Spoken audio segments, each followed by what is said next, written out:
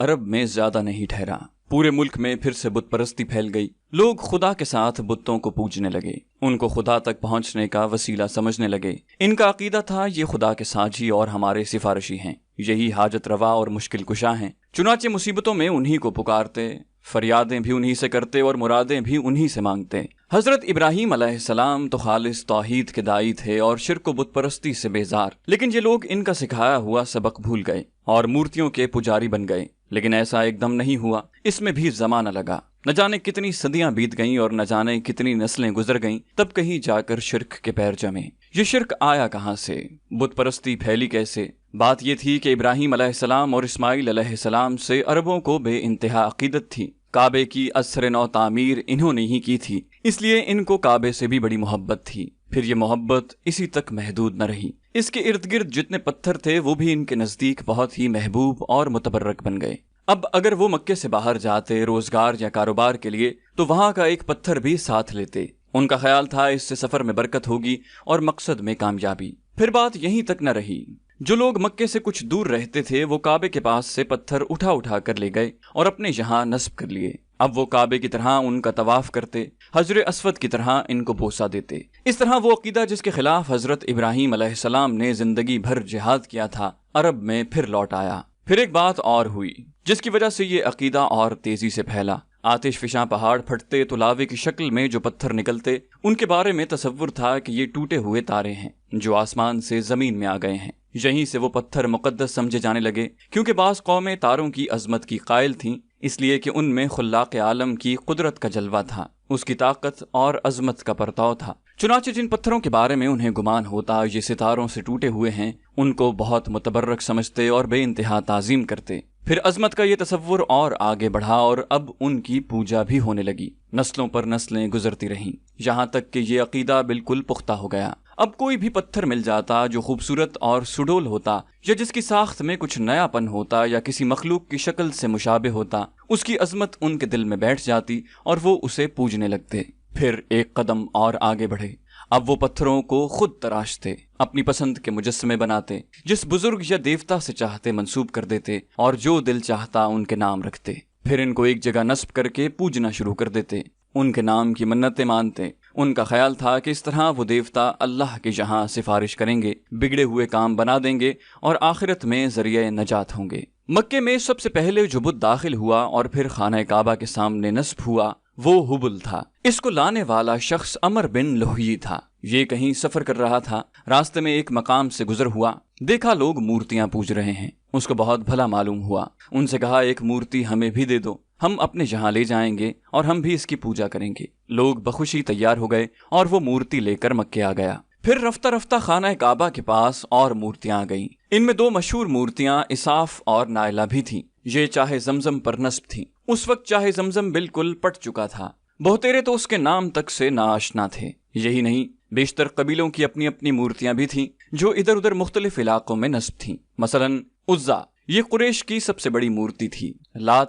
طائف کا ایک قبیلہ تھا ثقیف، یہ اس کی مورتی تھی۔ اور منات، مدینے کے دو مشہور قبیلے تھے اوس اور خزرج، یہ ان کی مورتی تھی۔ ان کے علاوہ اور بھی بہت سی مورتیاں تھیں۔ یہ وہی گھر تھا جسے ابراہیم اور اسماعیل علیہ السلام نے اپنے مقدس ہاتھوں سے بنایا تھا، بڑی آرزوؤں اور تمناؤں سے تعمیر کیا تھا، جس کے بنانے میں اپنا خون پسینہ ایک کیا تھا۔ کیوں؟ صرف اس لیے کہ یہ توحید کا مرکز بنے، رب کا سب سے بڑا گھر بنے۔ لیکن قوم نے ساتھ نہ دیا، یہی خانہ خدا بت خانہ بن گیا، یہی مرکز توحید منبع شرک بن گیا۔ لوگوں نے ابراہیم علیہ السلام کا دیا ہوا سبق فراموش کر دیا۔ اب انہیں یاد بھی نہ رہا کہ کبھی اسی گھر سے توحید کی صدا بلند ہوئی تھی، بلکہ اب ان کے لیے یہ تصور کرنا بھی دشوار تھا کہ بت پرستی کے سوا بھی کوئی سچائی ہو سکتی ہے۔ جس باپ نے بتوں سے بغاوت کر کے پوری قوم کی دشمنی مول لی تھی، آج اسی باپ کی اولاد ان بتوں پر جان و دل سے فدا تھی۔ مکے میں نہ جانے کتنے انقلاب آئے اور گزر گئے، نہ جانے کتنی نسلیں آئی اور مٹ گئیں، نہ جانے کتنی قومیں حکمراں ہوئیں اور بے دخل ہو گئیں، یہاں تک کہ باغ دوڑ قصی کے ہاتھ میں آئی۔ یہ کلاب کے بیٹے تھے اور اسماعیلی خاندان سے تھے۔ قریشی رشتہ داروں اور عزیزوں نے بھی ساتھ دیا اور ہر طرح ان کا تعاون کیا۔ مکے میں اب تک خیمے ہی خیمے تھے، عمارتوں کا نام و نشان نہ تھا۔ کسی میں یہ ہمت نہ تھی کہ سرزمین کعبہ میں کوئی گھر تعمیر کرے یا کوئی اور عمارت بنوائے جو بیت اللہ سے اونچی ہو۔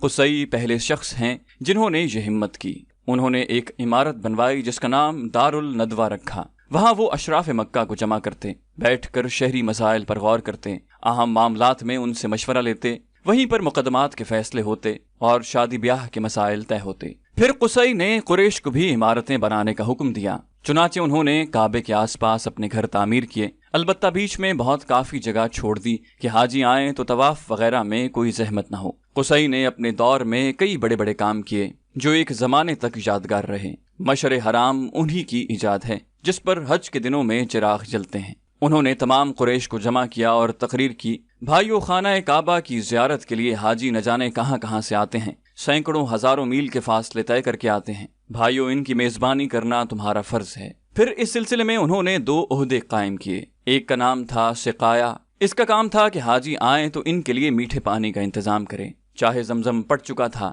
اس لیے پانی کمیاب تھا، بہت دور دور سے لانا پڑتا۔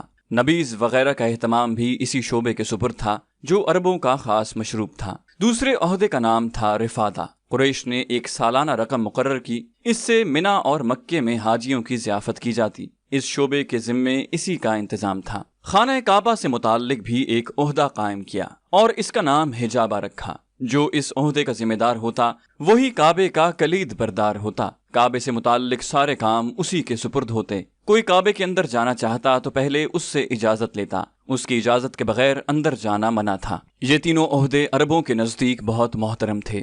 بعد میں ان عہدوں کو اتنی اہمیت حاصل ہو گئی کہ اگر کسی کو ان میں سے کوئی عہدہ مل جاتا یا کسی عہدے میں دوسرے کا شریک ہو جاتا تو مارے خوشی کے پھولا نہ سماتا، سمجھتا گویا کسی اقلیم کی بادشاہت مل گئی۔ قصی نے ان سارے عہدوں کو اپنے لیے مخصوص رکھا۔ یہ عہدے تو حج اور کعبہ سے متعلق تھے، ان کے علاوہ اور بھی کئی عہدے تھے جو سب قصی کے ہاتھ میں تھے۔ پھر جب قصی بوڑھے ہو گئے، ساری ذمہ داریوں کا بار اٹھانا دشوار ہو گیا تو یہ تینوں عہدے عبدالدار کے سپرد کر دیے۔ یہ قصی کے سب سے بڑے بیٹے تھے، بعد میں یہ عہدے عبدالدار سے ان کے بیٹوں میں منتقل ہو گئے۔ قصی کے ایک اور بیٹے تھے عبد مناف، ان کی اولاد اثر و رسوخ میں عبدالدار کی اولاد سے بڑی ہوئی تھی۔ انہوں نے فیصلہ کر لیا کہ چچیرے بھائیوں سے ان عہدوں کو چھیننے کا، چنانچہ بڑی کشمکش رہی۔ خاندان عبدالدار نے عہدے حوالے کرنے سے انکار کر دیا اور جنگ کی تیاریاں شروع ہو گئیں، لیکن پھر صلح ہو گئی اور طے ہوا کہ یہ عہدے دونوں میں تقسیم ہو جائیں۔ تقسیم ہوئی تو آل مناف کے حصے میں سقایا اور رفادہ آیا۔ عبد مناف کے ایک بیٹے تھے ہاشم، یہ بھائیوں میں سب سے بڑے تھے، قوم میں ہر دل عزیز تھے، مال و دولت سے بہرہ مند تھے، اس لیے یہ دونوں عہدے انہی کو ملے۔ ہاشم بہت دردمند، غریب پرور اور رحم دل انسان تھے۔ دادا کی سنت انہوں نے بھی جاری رکھی، ہمیشہ حاجیوں کے لیے کھانے کا انتظام کرتے، نہ صرف حاجیوں کے لیے انتظام کرتے بلکہ مکے کے غریبوں کا بہت خیال رکھتے۔ انہوں نے اہل مکہ کی مالی حالت بہتر بنانے کی بھی تدبیریں سوچیں۔ اس کا بندوبست کیا کہ سال میں 2 بار تاجروں کے قافلے ملک کے باہر جائیں اور وہاں تجارت کریں۔ چنانچہ ہر سال ایک قافلہ گرمیوں میں جاتا اور ایک سردیوں میں، گرمیوں میں شام کی طرف جاتا اور سردیوں میں یمن کی طرف۔ رومی بادشاہ سے اجازت حاصل کی کہ قریش اس کے ملک میں سامان تجارت لے کر جائیں تو ان سے کوئی ٹیکس نہ لیا جائے۔ حبش کے بادشاہ نجاشی سے بھی اسی قسم کا فرمان حاصل کیا۔ عرب میں راستے غیر محفوظ تھے، ہر آن لٹ جانے کا خطرہ تھا۔ ہاشم نے اس کے پیش نظر دورہ کیا، مختلف قبیلوں میں جا جا کر ان سے معاہدہ کیا، قریش کا کوئی قافلہ گزرے تو اس کو نقصان نہ پہنچائیں۔ اس احسان کے بدلے میں قریشی قافلے ان قبیلوں میں خود جائیں گے، ان کی ضروریات کی چیزیں لے جائیں گے اور ان سے خرید و فروخت کریں گے۔ یہی وجہ ہے عرب میں غارت گری کا بازار گرم تھا، پر قریش کا قافلہ ہمیشہ محفوظ رہا۔ اس طرح انہوں نے مختلف قبیلوں اور ملکوں سے سیاسی اور تجارتی معاہدے کیے، اس سے قریش بالکل مامون ہو گئے اور تجارتی میدان میں خوب آگے بڑھے۔ ایک بار کا واقعہ ہے کہ مکے میں زبردست قحط پڑا۔ ہاشم نے شوربے میں روٹیاں چورا کیں اور لوگوں کو کھلائیں۔ اسی وقت سے ان کا لقب ہاشم پڑ گیا کہ حشم کے معنی ہیں چورا کرنا اور ہاشم کے معنی ہوئے چورا کرنے والا۔ ہاشم کا یہ لقب اس طرح مشہور ہوا کہ ان کے اصلی نام کو دبا گیا۔ ان کا اصل نام تھا عمر، لیکن اب یہ نام کسی کو یاد نہ رہا۔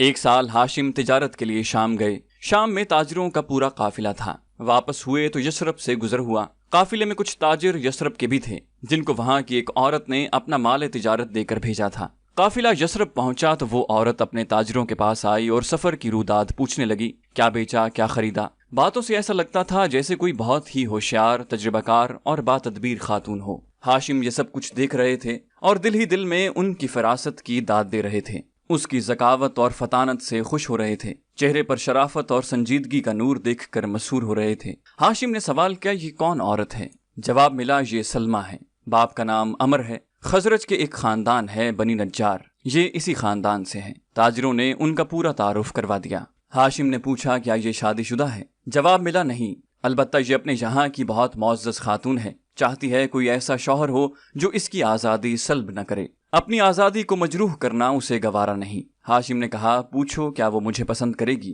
پوچھا گیا تو وہ تیار ہو گئی۔ وہ ہاشم کو اچھی طرح جانتی تھی، اسے معلوم تھا قوم میں ان کا مقام کیا ہے، چنانچہ ہاشم سے اس کی شادی ہو گئی۔ وہ اسے لے کر مکے چلے آئے، وہاں کافی دنوں ساتھ رہے، پھر وہ یثرب لوٹ آئی۔ وہاں ایک لڑکا ہوا جس کا نام اس نے شیبہ رکھا۔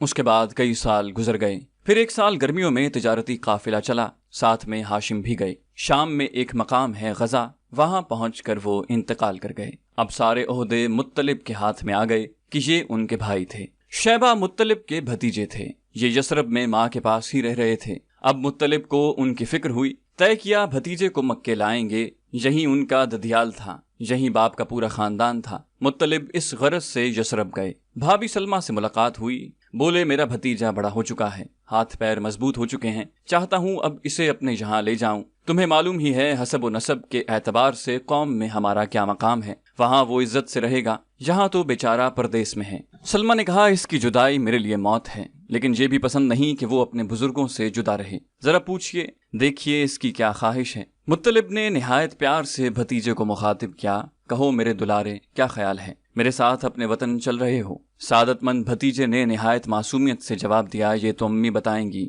جب تک امی جان کی اجازت نہ ہو میں کہیں نہیں جانے کا۔ سلمہ نے مطلب کا اصرار دیکھا تو تیار ہو گئیں، کلیجے پر پتھر رکھ کر اجازت دے دی۔ مطلب 3 دن وہاں مہمان رہے، چوتھے دن شیبہ کو ساتھ لے کر مکے روانہ ہوئے۔ اس وقت شیبہ کی عمر 8 برس تھی، دونوں ایک ہی اونٹ پر سوار تھے، مطلب آگے تھے اور شیبہ پیچھے۔ مکے میں داخل ہوئے تو لوگوں کو گمان ہوا کہ یہ مطلب کے غلام ہیں، کہیں باہر سے لے کر آ رہے ہیں۔ دیکھتے ہی شور مچایا، مطلب غلام لائے ہیں، کیا تم نے عبد المطلب یعنی مطلب کا غلام دیکھا؟ دیکھو یہ ہے عبد المطلب یعنی مطلب کا غلام۔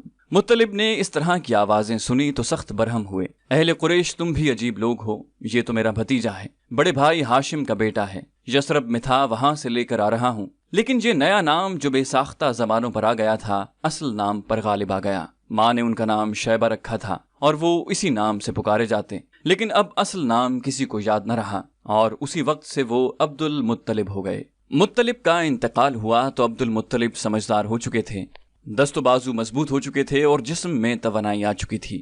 چچا کا کام انہوں نے سنبھال لیا، سقایا اور رفادہ ان کے ہاتھ میں آ گئے۔ آبادی میں تو کنویں تھے نہیں، جو کچھ تھے مکے کے اطراف میں تھے، وہ بھی ادھر ادھر منتشر، حاجیوں کے لیے پانی وہیں سے لایا جاتا۔ کعبہ کے پاس کچھ حوض تھے، ان میں بھرا جاتا۔ حوضوں کو مستقل بھرتے رہنا، پھر آئے دن ان کی صفائی کرنا ایک مسئلہ تھا، اس میں بڑی پریشانی ہوتی، طرح طرح کی زحمتوں کا سامنا ہوتا۔ عبد المطلب بہت فکر مند ہوئے، چاہے زمزم کے متعلق مشہور تھا کہ اس کا پانی نہایت شیریں اور خوش ذائقہ تھا، کبھی خشک بھی نہ ہوتا، جتنی ضرورت ہوتی حاصل ہو جاتا۔ لطف یہ کہ نہ کوئی زحمت اٹھانی پڑتی، نہ کسی قسم کی پریشانی ہوتی۔ عبد المطلب کو اس کا خیال آیا، انہوں نے قوم کے سن رسیدہ اور واقف کار بزرگوں سے سوال کیا کہ زمزم کو کس نے پاٹا اور کیوں پاٹا؟ جواب ملا، پہلے یہاں قبیلہ جرہم کی حکومت تھی، ان کا آخری تاجدار مزاز جرہمی تھا، جب اس کی قوم بگڑ گئی اور بناؤ سے زیادہ بگاڑ کے کام کرنے لگی تو بنو خزاعہ کو ناگوار گزرا، انہوں نے جرہم کو بے دخل کرنے کا فیصلہ کر لیا، اس کے لیے جنگ کی، میدان بنو خزاعہ کے ہاتھ رہا۔ اب جرہم کو یہاں سے جانا پڑا، جاتے وقت مزاج سے اور کچھ تو نہ بن پڑا، البتہ کعبہ میں جو نذرانے تھے زمزم کے اندر ڈالے اور اوپر سے اسے پاٹ دیا۔ عبد المطلب نے نہایت پرعزم لہجے میں اپنا فیصلہ سنایا، اچھا تو جب تک زمزم کی کھدائی صفائی نہ ہو جائے اور پہلے کی طرح پھر سے وہ روا نہ ہو جائے، اس وقت تک ہمیں چین سے نہیں بیٹھنا چاہیے۔ انہی دنوں ایسا ہوا کہ رات میں وہ سو رہے تھے، سوتے میں یہ آواز سنی کہ زمزم کی کھدائی کر ڈالو۔ یہ غیبی آواز تھی اور مسلسل آتی رہی، اس سے ان کی ہمت اور بڑھی، چنانچہ کھدائی شروع ہو گئی، لیکن یہ کوئی آسان کام نہ تھا، جان توڑ محنت کرنی پڑی، خون پسینہ ایک کر دیا، تب کہیں جا کر پانی نکلا۔ زمزم میں مزاز کی تلواریں بھی ملیں اور کعبے کے نذرانے بھی، نذرانوں میں سونے کے 2 ہرن بھی تھے۔ عبد المطلب نے تلواروں سے کعبے کے دروازے بنوائے اور ہرنوں کو ان کے دونوں اطراف رکھ دیا کہ کعبے کی زینت بڑھے۔ زمزم کی کھدائی میں عبد المطلب تھک کر چور ہو گئے، جس کا دل پر کافی اثر ہوا اور تنہائی کا احساس شدت سے ستانے لگا۔ اس وقت تک ان کی صرف ایک ہی اولاد تھی جس کا نام حارث تھا۔ انہوں نے نظر مانی اور اللہ سے دعا کی، خدایا اگر تو مجھے 10 بیٹے عطا فرمائے اور سب کے سب جوان ہو کر میرا ہاتھ بٹانے لگیں تو ایک کو تیرے نام پر قربان کروں گا۔ عبد المطلب کی یہ آرزو پوری ہوئی۔ اللہ نے ان کو 10 بیٹے دیے، سب پلے بڑھے جوان ہوئے اور ان کا ہاتھ بٹانے لگے۔ اب نظر پوری کرنے کا وقت آ گیا۔ عبد المطلب نے بیٹوں کو جمع کیا اور سارا قصہ سنایا۔ ابا جان، ہم سب دل و جان سے حاضر ہیں، جس کو چاہیں آپ قربان کر دیں۔ بیٹوں نے نہایت سعادت مندی کا مظاہرہ کیا۔ باپ نے کلیجے پر سل رکھ کر ان سب کو ہدایت کی، اچھا تو الگ الگ تیروں پر اپنے نام لکھ لاؤ۔ سب بیٹے اپنے اپنے نام لکھ کر باپ کے پاس لے گئے۔ عبد المطلب نے ان تیروں کو ساتھ لیا اور کعبے میں آئے۔ وہاں فال نکالنے والے سے ملے اور ان کو وہ تیر دے دیے کہ معلوم کرے بتوں کے مہاراجا حبل کو کون سا بیٹا پسند ہے۔ اس وقت مکے میں رواج تھا، جب کوئی اہم کام درپیش ہوتا تو تیروں سے فال نکلواتے، اس طرح دیوتاؤں کی مرضی معلوم کرتے۔ مہنت یا پروہت تیروں کو لے جاتا، دیوتاؤں کے سامنے ایک خاص طریقے سے پھراتا، جس تیر کا منہ دیوتا کی طرف ہو جاتا سمجھتے بس یہی دیوتا کی پسند ہے، پھر اسی کے مطابق کام کرتے۔ مہنت نے عبد المطلب کے تیر حبل کے پاس پھرائے تو چھوٹے بیٹے عبداللہ کا نام نکلا۔ عبداللہ عبد المطلب کے چہیتے بیٹے تھے، بھائیوں میں سب سے زیادہ محبوب تھے، لیکن کرتے کیا، مجبور تھے۔ ان کو قربان کرنے کے سوا کوئی چارہ نہ تھا کہ وہی حبل کے دیوتا کی پسند تھی۔ عبد المطلب نے بیٹے عبداللہ کا ہاتھ پکڑا، انہیں لیے ہوئے زمزم کے پاس آئے۔ وہیں قربان گاہ تھی، جس کو بھی کچھ قربان کرنا ہوتا وہیں لا کر کرتا، اساف اور نائلہ کے حضور، کہ یہ ان کی بڑی دیویاں تھیں۔ یہ خبر لوگوں کے دلوں پر بجلی بن کر گری اور جنگل کی آگ کی طرح سارے شہر میں پھیل گئی۔ جو جس حال میں تھا عبد المطلب کی طرف دوڑ پڑا۔ آنن فانن سارے لوگ اکٹھے ہو گئے۔ جسے دیکھیے اس کی زبان پر یہی تھا، نہیں نہیں عبد المطلب، عبداللہ کو قربان نہ کیجیے۔ عبد المطلب عجیب کشمکش میں پڑ گئے۔ میں تو نظر مان چکا ہوں، نظر پوری کرنی ضروری ہے، آخر میں کروں تو کیا کروں؟ عبد المطلب نے اپنی بے بسی کا اظہار کیا۔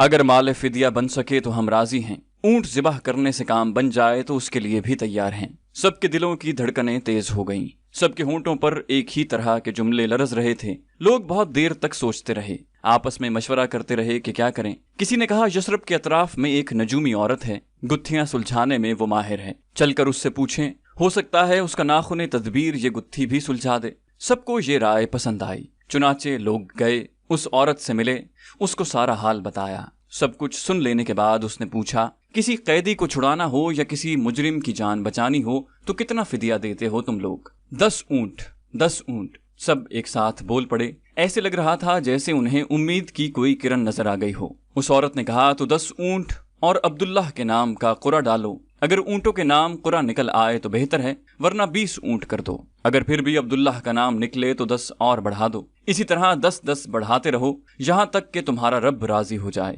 اس عورت نے اس گتھی کو بھی سلجھا دیا اور مرجھائے ہوئے چہرے گلاب کی طرح کھل اٹھے۔